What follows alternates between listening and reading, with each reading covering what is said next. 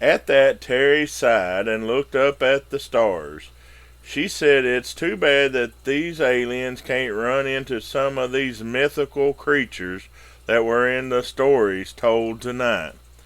Well, Terry, that isn't going to happen. We have to face the facts. The only way these aliens are going to be stopped is for the people of the earth to pull together and come up with a plan to save our planet. Silence was falling over the camp as the number of people that were awake grew less. It was 3 a.m. when I looked down at my watch. The news reports were still coming out of the CB radio as I finally surrendered to the Sandman and fell asleep.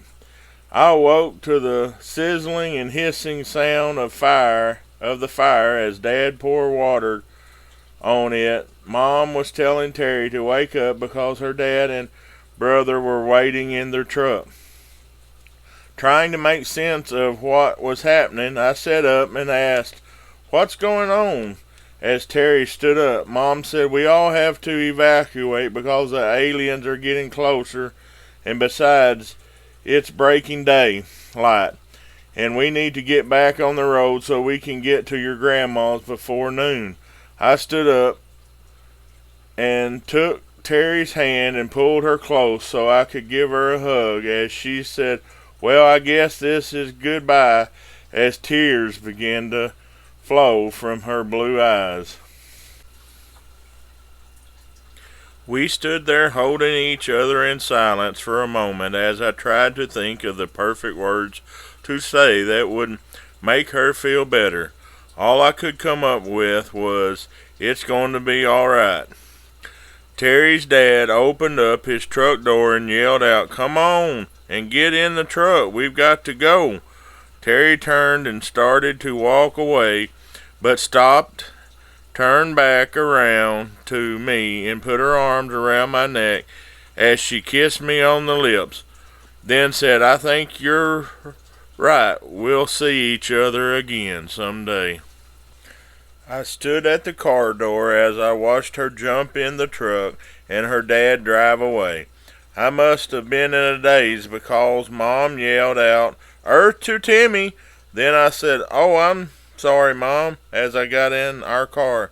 Dad tried to get the radio station in, but there wasn't one. The only people that were still broadcasting were on a handheld CB radio that Dad had borrowed the night before at the camp.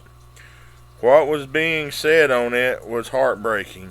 There were people on some channels looking for information on missing loved ones, and on the other ones were reports of the military forces that America had left were going to combine and make a last stand in southern Wyoming.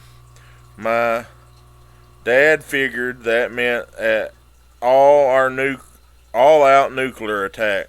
Mom looked at Dad and said, "Wouldn't that kill all of us that are left?"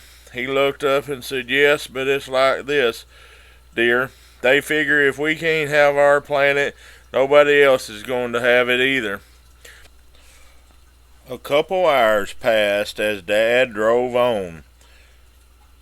As the scenery started to look familiar to me, Mom told Dad to be sure not to pass the dirt road that went up the mountain to Grandma's. So Dad drove 10 or 15 minutes, and there the road was. As Dad turned on the road, we all breathed a little easier because we had made it and hadn't seen a alien ship yet. A cloud of dust rose up behind the car as Dad drove faster and faster. Mom looked back at me, then at Dad, and said, "What are you doing, honey, trying to wreck us on one of these sharp curves?" "No, but we need to hurry. Has either of you looked to the south and seen the sky? Those aren't just clouds. It looks like there are tops of several ships sticking out of them. And that red glow that is all along the horizon isn't natural since the sun is at the noon position."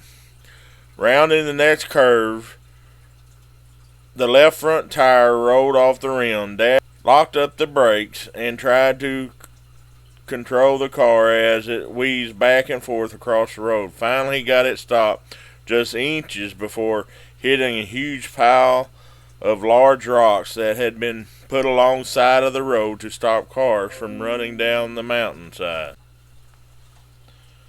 Dad jumped out of the car and run around to the trunk. He opened it and grabbed the jack and lug wrench. Mom and I got out as he ran to the front of the car and started to jack it up. I grabbed the tire out of the trunk and took it around to Dad and laid it on the ground behind him. Mom was screaming, hurry up, we're not going to make it if you don't hurry up, honey." I jumped on the rock pile to get a better look to the south so I could try to count the number of ships that were coming our way. The ground had started to rumble and shake when the ships started to appear on the horizon, and as they got closer, the sky filled with dark, ominous clouds that seemed to suck the very life out of the planet as they came closer and closer to us. There was a loud boom that startled me, so I looked around to see what had happened. Luckily, it was just the car falling off the jack. I started to jump off the rock pile to help out, but a loud humming sound came from the ships. The humming was so loud that your hearing started skipping in and out. I tried to cover my ears with my hands as best I could. About then, a bright beam of light shone on the mountainside just behind the car and instantly caused an explosion that blew me off the rock pile and sent me tumbling down the mountain. My short life passed before my eyes, and all I was thinking about was how I would never see my family or Terry again, because either the falling rocks that were coming down the mountain behind me or the aliens were going to kill me. Just as I was about to reach the bottom, something grabbed me and pulled me under a large rock ledge that stuck out of the side of the mountain. I blacked out as the boulders came crashing over the ledge and blocked out any light. The next thing I remember was water splashing in my face. I could feel my feet being dragged along the bottom of a shallow creek as I tried to figure out what was happening. My vision started to clear up.